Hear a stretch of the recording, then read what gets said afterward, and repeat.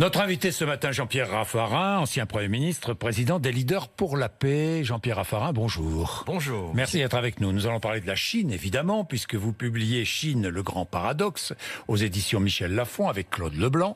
Mais auparavant, regardons la situation internationale, et notamment ce face-à-face Iran-États-Unis, après l'assassinat, vous employez le mot aussi, assassinat du général Soleimani, assassinat par les Américains. C'est clairement une action militaire, hein, donc il faut être prudent quand on est dans un cadre militaire. Il s'agit d'un acte de guerre en Irak. Hein, un acte de guerre en Irak. C'est un acte de guerre en Irak. Contre un général iranien en Irak, acte de guerre. Ça veut dire que l'Iran et les États-Unis, à vos yeux, sont en guerre ou pas? On ne peut pas dire aujourd'hui qu'il y ait une situation de guerre opérationnelle. Disons qu'il y a une succession d'événements guerriers qui pourraient nous conduire à la guerre opérationnelle. Nous sommes dans une situation d'escalade extrêmement dangereuse. Non seulement sur des faits de nature militaire, quand on tue un homme, quand on descend des drones, quand on a ces actions qui sont des actions militaires majeures, mais en plus quand on a cette montée du fanatisme, cette montée de la brutalité, cette montée des provocations. On sent bien que les opinions publiques derrière sont mobilisées et que tout ça est extraordinairement dangereux. Ce qui est dangereux, c'est pas forcément quand des responsables informés, raisonnables, s'engagent dans une bataille, un affrontement. C'est quand on mobilise les opinions publiques, parce que là, on ne sait pas où ça va. Et en général, avec le développement du terrorisme, ça va vers le pire. Oui, Jean-Pierre Raffarin, c'est la raison pour laquelle Angela Merkel, Boris Johnson et Emmanuel Macron ont alerté et demandé à l'Iran de ne pas surenchérir. Il faut absolument appeler en effet à la retenue et surtout à la désescalade. Je pense que là, notre continent eurasiatique devrait s'exprimer. Parce qu'en fait, cette crise du Levant, c'est une crise qui est au cœur même de ce grand continent eurasiatique. Et je trouve qu'il devrait y avoir un dialogue politique entre la France et l'Allemagne, notamment pour l'Europe, mais la Russie et la Chine. Peut-être y associer l'Inde, évidemment, mettre en les grandes puissances de ce continent eurasiatique, parce qu'on ne peut pas laisser les Américains seuls diriger l'avenir de ce continent. Et donc nous sommes là dans une situation où il faudrait faire entendre la voix des grandes puissances de l'Eurasie. Vous prenez aujourd'hui l'organisation d'une grande conférence, par exemple, avec les Chinois et les Russes, les Européens, les Chinois et les Russes. Absolument. Pour dire quoi aux Américains? Pour dire que c'est notre continent et que ce continent, nous voulons y jouer notre rôle pour la paix. Ne pas laisser les intérêts américains dominer cette tension. Les Américains sont nos alliés. Les Américains sont des partenaires. Encore nos alliés? Ils ne sont pas comme ils l'ont été. Ils sont des alliés incertains. Ils sont des alliés égocentrés. Ils sont des alliés qui nous compliquent les relations avec la Turquie, qui nous mettent en cause sur la construction de l'euro, qui ont soutenu le Brexit. Donc ce sont avec Trump, des acteurs qui sont souvent hostiles à l'Europe. Néanmoins, nous avons toute une histoire qui est une histoire d'alliés. Mais il faut que ce continent eurasiatique prenne aussi en main son propre avenir. C'est quand même cet acte qui est un acte de guerre, quand les Américains s'en prennent à Soleimani, au fond, ça devrait être concerté avec les Européens. Ça devrait être concerté aussi avec les partenaires acteurs de la région. La France n'a pas été tenue au courant, évidemment, de ce qui s'est passé. Je ne le pense pas. Je ne suis pas informé suffisamment pour ça, mais je ne le pense pas. Oui. Donc, si jamais, imaginons que l'Europe, la Chine et les États-Unis et la Russie se retrouvent dans une conférence, mais comment les Américains vont-ils recevoir cela? C'est un acte d'hostilité. C'est pas un acte d'hostilité parce qu'il faut naturellement parler avec les camps. Il faut revenir, je dirais, à une ligne chiracienne de la politique étrangère, c'est-à-dire de parler avec tout le monde. J'approuve le coup de fil qu'a donné Emmanuel Macron à Trump ce week-end. Il faut naturellement pouvoir montrer une certaine solidarité avec les États-Unis. L'apaisement, ça passe par le dialogue avec les États-Unis. Mais on ne peut pas laisser tous nos intérêts dans les seules mains américaines. Car les mains américaines travaillent pour les intérêts américains, qui ne sont pas toujours les nôtres. Et nous avons besoin de la paix sur notre continent. Faire la guerre sur les territoires des autres, c'est quelque part quelque chose de plus facile que d'avoir la guerre sur nos propres territoires. Et nous sommes très exposés dans cette affaire. Il ne faudrait pas que les États-Unis nous exposent trop à un certain nombre de représailles dont nous pourrions être les victimes. Réunion extraordinaire des ambassadeurs de l'OTAN lundi, c'est ce que l'on vient d'apprendre. Pour l'instant, l'Iran n'a pas réagi. Je ne sais pas, et on ne va pas faire de politique fiction, si l'Iran réagira ou pas. Ce qu'on sait, dans tous les cas, c'est que le Parlement irakien demande le départ des soldats américains d'Irak. Ils sont 5200. Est-ce, au fond, ce que veut Donald Trump ? Parce que, est-ce que vous comprenez bien l'objectif des États-Unis, l'objectif de Donald Trump? Il nous annonce qu'il veut retirer ses soldats de Syrie et ensuite il frappe Soleimani, donc il est très présent. Je ne comprends. Qu'est-ce que vous comprenez à la politique de Trump? Je pense qu'il n'y a pas de lecture intelligente, je dirais entre guillemets, de géopolitique. Il y a une lecture intelligente de la question électorale. Si c'est une logique électorale, je comprends. Parce qu'au fond, le président américain dit on ne peut pas toucher à un cheveu d'un Américain sans qu'il y ait des représailles. Et ça, c'est un message pour le public américain.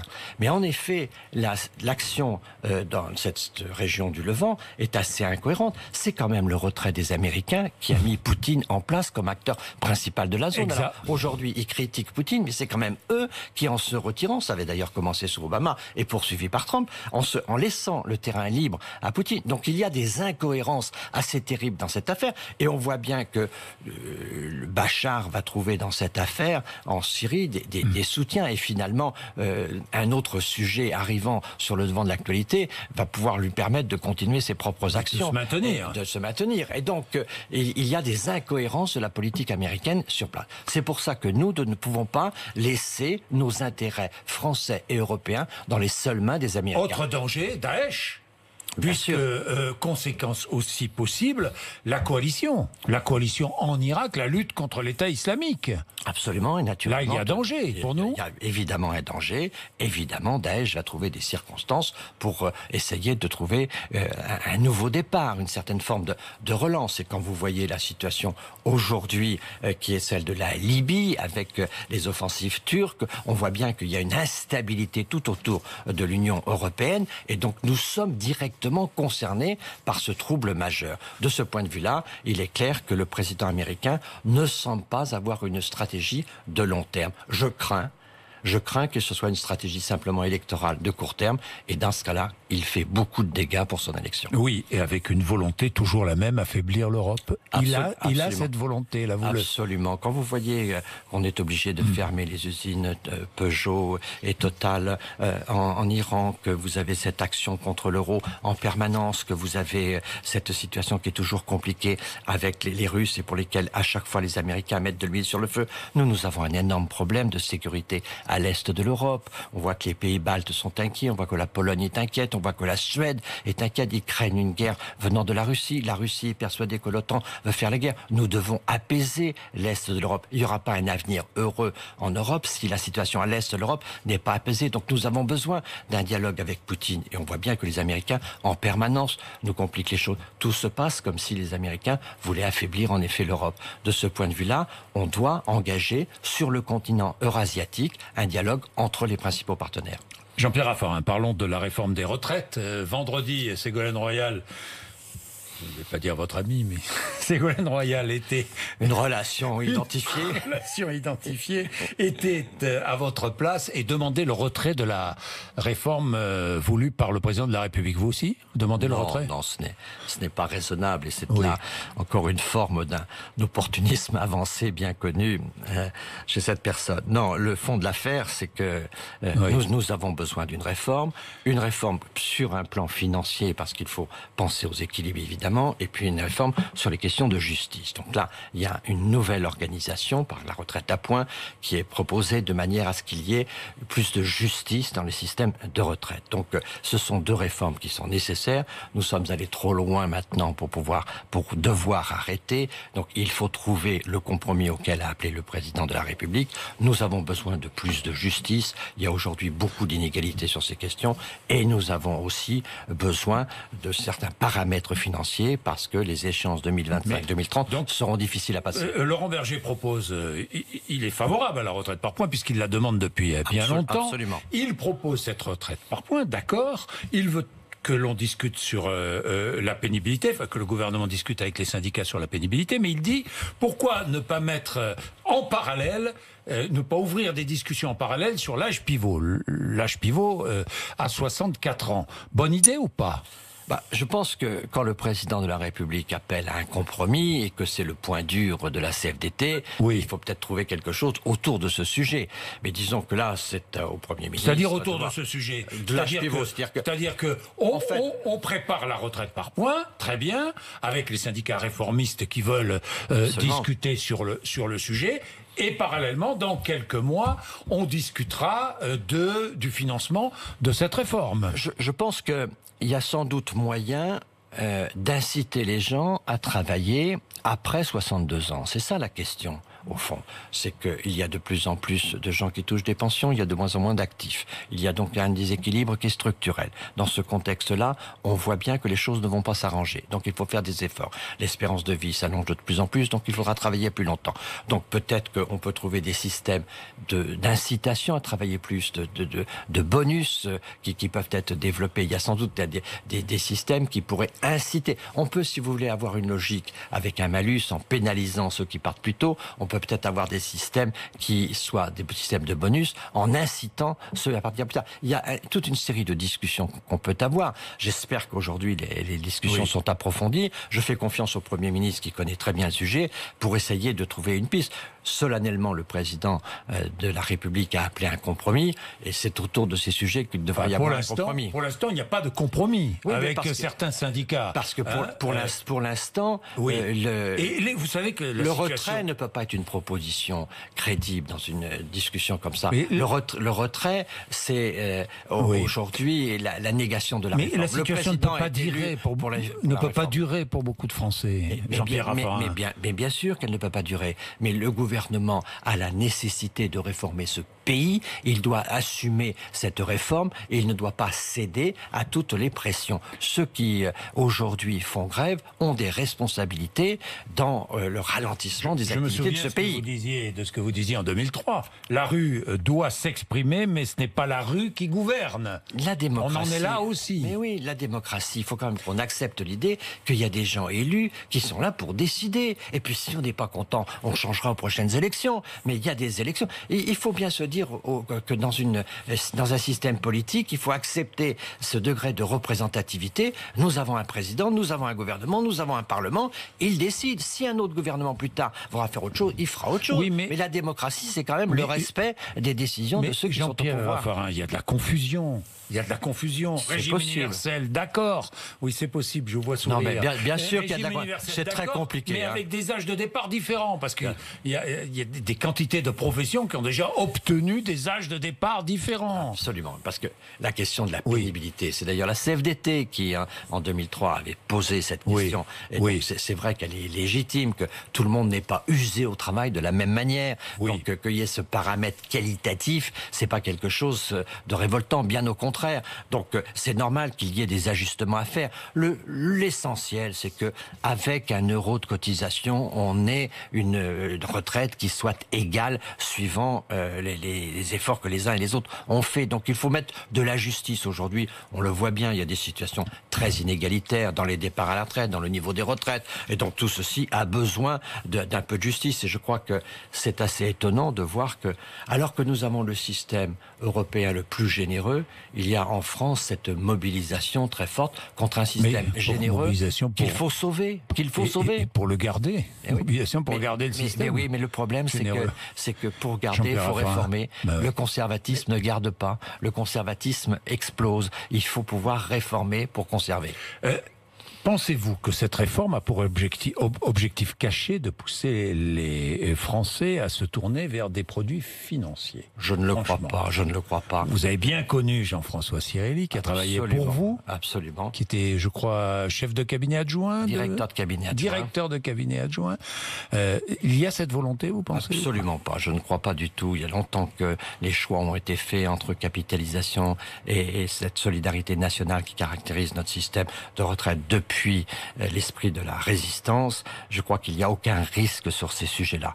Quant à cette polémique, je connais Jean-François Cirelli, c'est un grand serviteur de l'État, c'est un homme avec une très très forte éthique, et je suis plutôt fier de voir que des Français sont capables d'avoir des responsabilités internationales de cette nature et qu'ils y défendent les intérêts de la France. Et donc, je trouve que cette polémique est au fond l'utilisation de prise en otage d'une personne pour un combat politique sur cette réforme des retraites, et que c'est très injuste vis-à-vis de Jean-François Cirelli. La Chine, parlons de la Chine, Jean-Pierre Raffarin, on sait votre amour pour ce pays. Ma curiosité. Votre amour pour la culture chinoise. L'intérêt profond, oui. L'intérêt profond pour les Chinois, pour le peuple chinois. Je ne parle pas des dirigeants. Ouais. D'ailleurs, ça s'est durci en Chine ces derniers temps. Il y a un tournant très très fort qui a été pris, oui. Je pense que vous avez raison, il faut distinguer ce peuple chinois qui, en 32 ans, finalement, est redevenu la deuxième puissance économique du monde. Et donc, ils ont fait un travail. Moi, ça fait 50 ans que je vais en Chine.